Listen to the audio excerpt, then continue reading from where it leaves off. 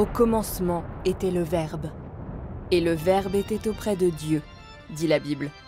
Mais il semblerait que de moins en moins de gens aient envie d'entendre ce que Dieu a à dire, comme le prouve le nombre de membres de l'Église en nette dégringolade. Les chrétiens pratiquants constituent désormais moins de la moitié de la population d'Europe centrale. Soyons honnêtes, nous avons créé un monde dans lequel Dieu n'a plus aucun rôle. Notre médecine fait des miracles, nous envoyons des fusées dans l'espace et nous explorons jusqu'au plus petit mystère de la vie. Les maîtres de ce monde, c'est nous. Et pourtant, plus de 70% des habitants de notre planète croient en un ou plusieurs dieux. Pourquoi? Avons-nous encore besoin de Dieu?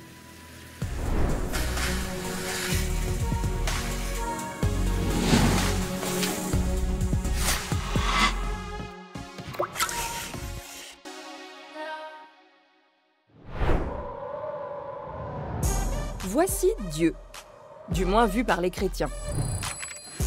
Nombre de followers dans le monde actuellement, environ 2,6 milliards. Et si l'on en croit la Bible, c'est avec lui que tout a commencé. La science voit les choses différemment, sans pour autant pouvoir attester de ce qui s'est passé avant le Big Bang. De nombreux chercheurs sont aussi des croyants.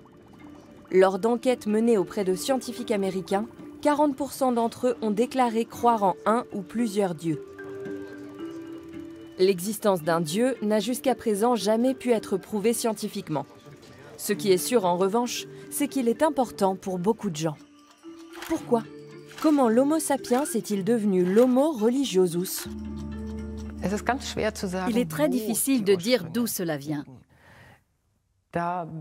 Quand je parle de l'origine des religions, je ne fais moi-même qu'émettre des suppositions.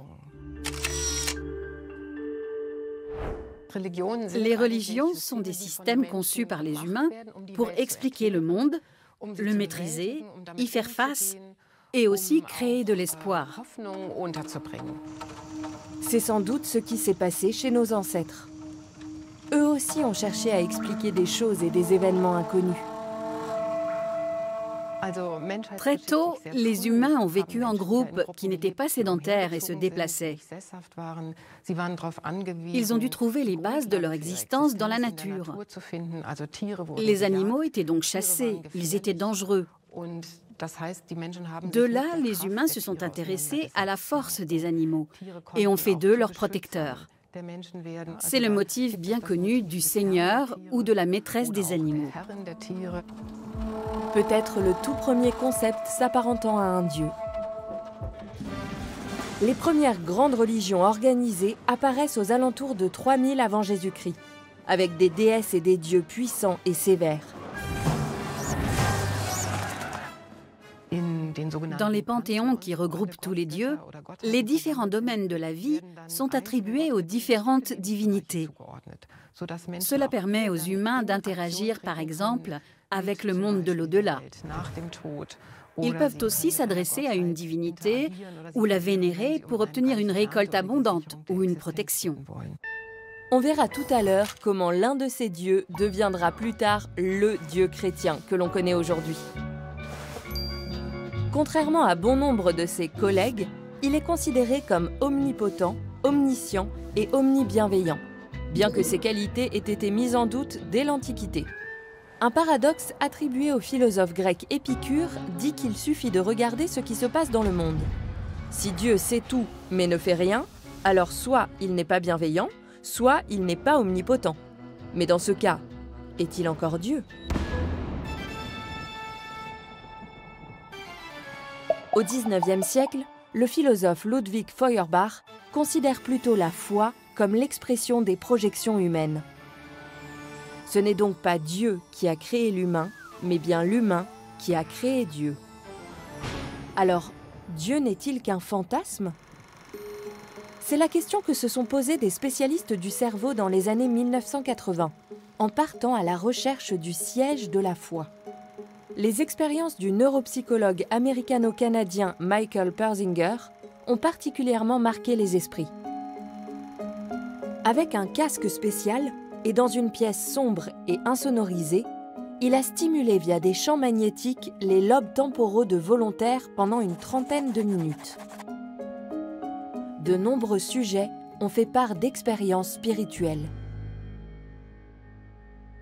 La foi ne serait-elle donc qu'une combine de notre cerveau? Un simple dysfonctionnement? 20 ans plus tard, des chercheurs suédois ont réitéré l'expérience avec une différence décisive cette fois. Chez la moitié des participants, le champ magnétique n'a jamais été activé. Et pourtant, beaucoup d'entre eux ont assuré avoir perçu une présence divine. Il est donc possible que ce ne soit pas la région du cerveau stimulée qui soit en cause, mais l'isolement et l'imagination des participants. En 2021, un groupe de chercheurs de Boston a identifié plusieurs régions du cerveau effectivement activées par les sentiments religieux. Parmi elles, une zone très ancienne à l'échelle de l'évolution, également impliquée dans la peur et l'empathie, la substance grise périaqueducale. La religiosité est-elle innée et non acquise? Sommes-nous programmés pour croire en des forces supérieures? C'est ce que le psychologue Jesse Bering a voulu établir. Au début des années 2000, il mène des tests avec des enfants, les uns éduqués dans la religion, les autres non. Il raconte une histoire où un crocodile a avalé une souris. Le scientifique demande aux enfants ce qui est arrivé au rongeur. 88% d'entre eux sont formels. Il est mort. Mais 76% pensent qu'une partie de la souris continue à exister, même parmi ceux qui n'ont pas reçu d'éducation religieuse. Lors d'une autre expérience, les enfants doivent deviner dans quelle boîte est cachée une balle. On dit à une partie d'entre eux qu'une princesse invisible appelée Alice est également présente. Pendant qu'ils font leur choix, une perturbation survient. Un bruit, par exemple. Beaucoup décident alors très vite de changer d'avis. Alice leur aurait, selon eux, donné un indice. À partir de ces expériences et de plusieurs autres, Bering conclut que la propension à croire en des puissances supérieures est innée. Résultat étayé par des observations issues de la recherche sur les jumeaux.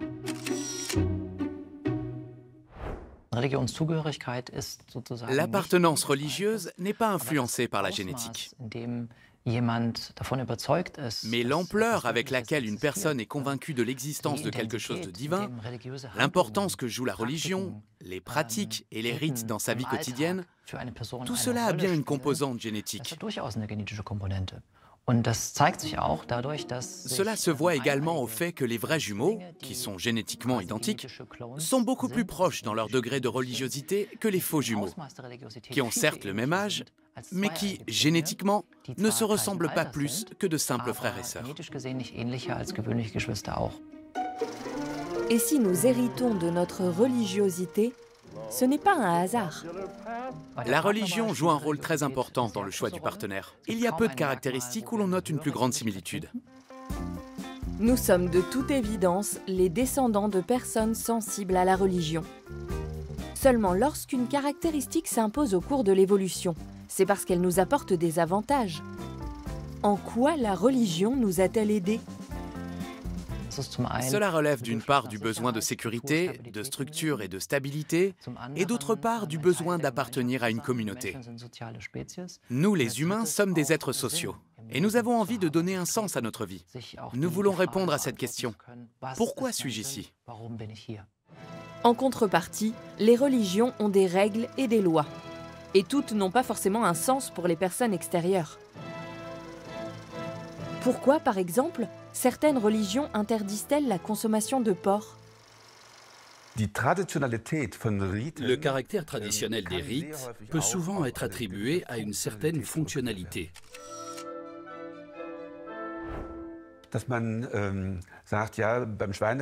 Pour la viande de porc, par exemple, si on vit dans le désert, où il fait très chaud, on va respecter certaines mesures d'hygiène. Pas seulement pour des raisons religieuses, mais aussi pour des raisons de santé. Les fonctionnalités religieuses et médicales vont donc de pair. On peut partir du principe que les règles développées par les religions ont toujours une grande pertinence pratique au quotidien. Comment gérer les ressources? Lesquelles sont précieuses? Lesquelles doivent être protégées? Comment un groupe se démarque-t-il d'un autre? Comment crée-t-on une identité? Mais il peut aussi s'agir de réalités très pratiques qui se reflètent ensuite dans ces règles. Qui contrôle le respect de ces règles si personne n'est là pour y veiller? Le psychologue Jesse Bering a également mené des expériences à ce sujet. Lors de l'une d'entre elles, les enfants doivent lancer des balles sur une cible, mais en lui tournant le dos et avec leurs mauvaises mains. On dit à certains qu'ils sont seuls, et à d'autres que la fameuse princesse Alice garde un œil sur eux. Résultat, les enfants qui croient en la présence de la princesse ne trichent pratiquement pas. Ceux qui ne se sentent pas surveillés le font davantage. Pour le scientifique, c'est bien la preuve que les gardiens invisibles ont un effet.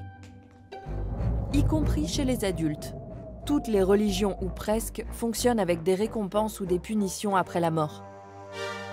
Certains biologistes de l'évolution affirment aussi que la croyance commune en des dieux sévères a favorisé la volonté de coopérer.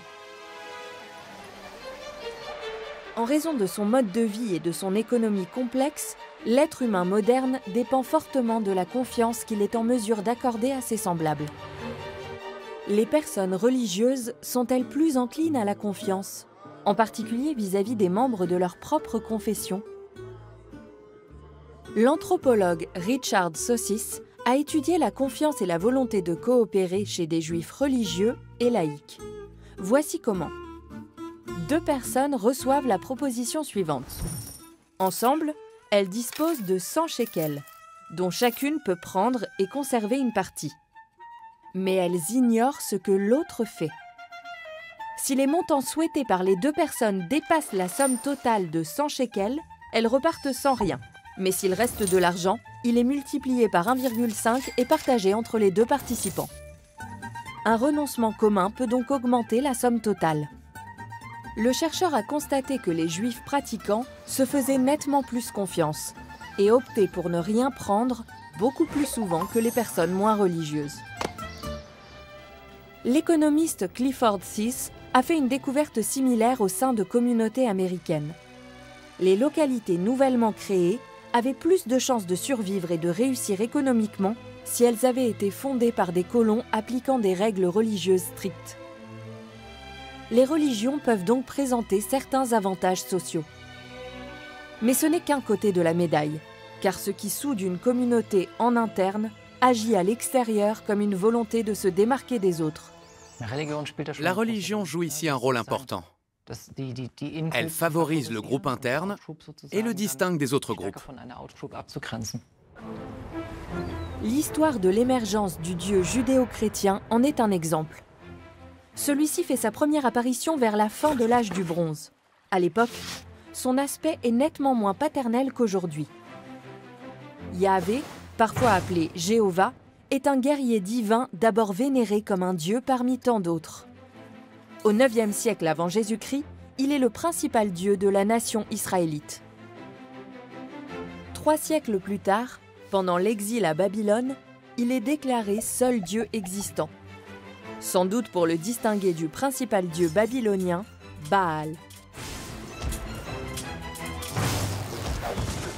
C'est le début d'une carrière mondiale. En tant que Dieu créateur de toutes les religions abrahamiques, christianisme, judaïsme, islam et bahaïsme, il a conquis la planète au cours des 2500 dernières années. Au total, environ 4,7 milliards de croyants voient en lui le Dieu unique. Le christianisme est une religion qui, comme le judaïsme, possède un Dieu jaloux, qui ne tolère pas la présence d'autres dieux. C'est donc aussi au nom de Dieu que l'on fait la guerre, que l'on tue et que l'on massacre. Le pape Urbain II lance un appel à la croisade qu'il justifie par le fait que les lieux saints de Jérusalem sont occupés par des païens et sont ainsi souillés. Cet argumentaire, profondément imprégné de religion, convainc les gens. Et le fait que l'on puisse potentiellement en tirer des avantages économiques est absolument secondaire. Les chrétiens iront eux-mêmes jusqu'à s'entretuer, par exemple lors de la guerre de 30 ans en Allemagne ou de la persécution des huguenots protestants en France. Dans les deux cas, des intérêts politiques majeurs sont aussi en jeu. Par exemple, que l'enseignement était majoritairement dominé, dispensé dans des structures de l'Église catholique par des membres de l'Église catholique, les prêtres, les religieux, les religieuses, et aussi, par exemple, l'état civil qui était totalement géré par l'Église catholique, les naissances, les baptêmes, les mariages, les décès, tout était enregistré dans l'Église catholique, ce qui rendait l'existence de l'état civil très difficile pour les personnes qui n'appartenaient pas à cette religion. La persécution des protestants atteint son point culminant en août 1572, lors du massacre de la Saint-Barthélemy, avec le meurtre de dizaines de milliers de huguenots. La religion et le pouvoir sont étroitement liés. L'histoire des religions regorge de rituels religieux et de références aux divinités qui servent à stabiliser et à légitimer le pouvoir des élites ou des rois et des reines. Ce sont donc des instruments de pouvoir. Et les conflits d'origine religieuse sont loin d'appartenir au passé. L'Inde contre le Pakistan, le conflit en Irlande du Nord, l'Iran contre l'Irak, pour n'en citer que quelques exemples. Nous sommes très souvent confrontés à des conflits qui ne trouvent pas leur origine dans la religion elle-même. Mais la religion peut parfois les alimenter et les rendre difficiles à résoudre par le compromis. On ne peut trouver de compromis que si les intérêts contradictoires sont équilibrés. Et si on donne à tout cela une connotation religieuse, ce ne sont pas seulement les intérêts qui sont en jeu, mais aussi les identités, les valeurs. Serait-ce pour cela que 44% des Allemands estiment que la religion fait plus de mal que de bien ? 57% affirment même que les personnes très religieuses leur semblent suspectes. Ces chiffres ne proviennent pas d'opposants à la religion, mais de l'Église protestante. Ils ont été publiés en 2023 dans une enquête sur l'adhésion à l'Église. Elle a notamment établi que 56% des Allemands se considèrent comme non religieux et 58% des Français. Dans la vie quotidienne, les convictions politiques ou le comportement sexuel, la religion ne joue pratiquement plus aucun rôle dans nos pays.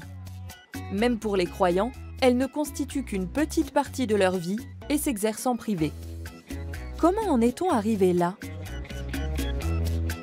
L'Europe centrale est une zone beaucoup plus séculière, c'est-à-dire non religieuse, que d'autres régions du monde. C'est lié à différents facteurs, dont très certainement le mouvement intellectuel des Lumières. La religion est devenue très critiquée en Europe et les gens se sont davantage orientés vers la rationalité, vers la raison et non vers les divinités. La société a elle aussi changé, surtout à partir des années 1960. D'anciennes valeurs comme l'ordre et la discipline s'effacent devant les revendications de liberté et de voix au chapitre, qui ne sont pas le point fort des grandes églises.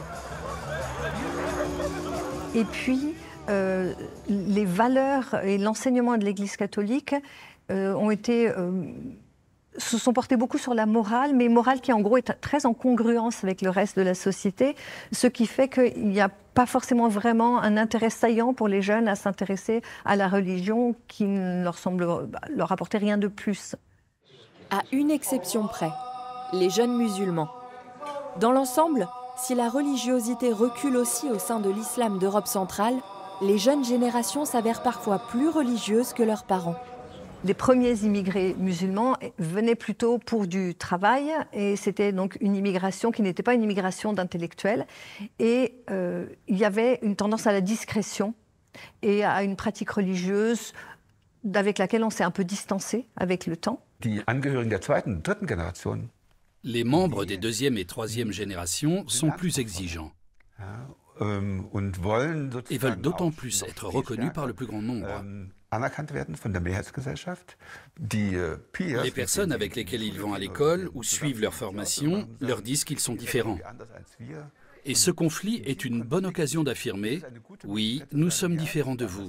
Nous sommes des musulmanes et des musulmans conscients et convaincus, et nous avons nous aussi notre propre identité. » En Europe centrale, les grandes communautés religieuses semblent s'être résignées à cette perte de vitesse. Elles se concentrent avant tout sur les besoins et les préoccupations des fidèles qui restent. Ailleurs, le mélange entre religion et pouvoir reste bien ancré. En Iran, par exemple, où les dirigeants justifient l'oppression du peuple comme étant la volonté d'Allah. Mais aussi aux États-Unis. Bien que la séparation de l'Église et de l'État y soit officiellement en vigueur, la Constitution interdit aux athées d'exercer une fonction publique dans cet État. Les personnalités politiques conservatrices affichent leur piété et sont largement soutenues par des sectes protestantes extrémistes. Les évangéliques constituent une force sociale puissante aux États-Unis. Lors des élections de 2016 et 2020, 80% des évangéliques ont voté pour Donald Trump, soit des millions de personnes. Ils ne représentent pourtant qu'un cinquième de la population. Une minorité qui tente d'imposer ses idées extrêmement conservatrices contre la volonté de la majorité. Par exemple, en matière de droit à l'avortement ou de droit des minorités sexuelles. Tout cela parce que Dieu le veut soi-disant ainsi. Le raisonnement est le suivant. Comme nous avons négligé la volonté de Dieu pendant des décennies, il est désormais nécessaire de s'y tenir. De nombreux évangéliques croient en effet que la fin du monde est imminente. Il est donc logique de vouloir se mettre en règle avec le bon Dieu. Mais l'emprise des communautés religieuses se heurte à une résistance croissante, et pas seulement aux États-Unis. Les athées se manifestent de manière aussi tonitruante que leurs adversaires. Oui, c'est un mouvement qu'on voit émerger dans les années 2000. L'athéisme, c'est quelque chose de très ancien. Mais cette militance athéiste, cette revendication de fierté athée, on la voit aux États-Unis avec tout un mouvement autour des gens qui se déclarent athées et fiers de l'être, qui s'appelle The Brights, par exemple. Et puis au Royaume-Uni, avec Richard Dawkins, qui a fortement plaidé l'athéisme. Il fait beaucoup de publicité pour. Il a fait une campagne d'affichage sur les bus pour l'athéisme. Ces nouveaux athées, que j'appelle les athées pratiquants, sont souvent véhéments dans leurs affirmations. Dieu n'existe pas. Vous avez peut-être vu passer cette image des tours jumelles du World Trade Center qui sous-entend que si Dieu n'existait pas, elle serait encore debout. D'un autre côté, on sait que les systèmes athées, qu'il s'agisse du national-socialisme, du socialisme réel ou du stalinisme, étaient des systèmes utopiques qui ne se considéraient pas comme religieux et qui ont causé aussi beaucoup de souffrance à l'humanité. Alors croire qu'il suffit de supprimer les dieux pour que tout aille bien, c'est beaucoup trop naïf et simpliste. Bien sûr, il n'empêche que chez nous, en Europe centrale, la foi joue un rôle de moins en moins important. Cela veut-il dire que nous n'avons plus besoin de Dieu ? Ce qui est clair, c'est que les grandes institutions, qu'elles soient religieuses ou politiques ou autres, sont désertées par les plus jeunes. Mais ça ne veut pas dire que c'est la fin des religions. C'est peut-être la fin des religions telles qu'on les connaît. Rien ne dit ce qui va en être d'une éventuelle recherche de spirituel, de transcendant, de sacré. Seulement, sans religion organisée, qu'advient-il des actions accomplies principalement par des personnes investies dans l'Église ? Aider son prochain, par exemple. Cela ne conduit pas à un effondrement. Il existe des alternatives. Et la société ne repose pas uniquement sur la religion. Je pense que les humains n'ont pas besoin de Dieu, mais ils font très souvent appel à Dieu, aux dieux, aux déesses, aux ancêtres ou aux entités diverses pour s'orienter dans le monde. De ce fait, je prendrais les choses à l'envers et je dirais que les dieux ont besoin des humains. Car s'il n'y a pas d'humains qui se réfèrent à ces divinités et les vénèrent, elles risquent fort de finir dans un musée et de devenir insignifiantes. Les dieux ne disparaîtront sans doute jamais totalement. Car derrière eux se cache aussi l'envie de donner du sens à notre vie. Un sens constamment renégocié. Parfois avec les dieux, parfois sans.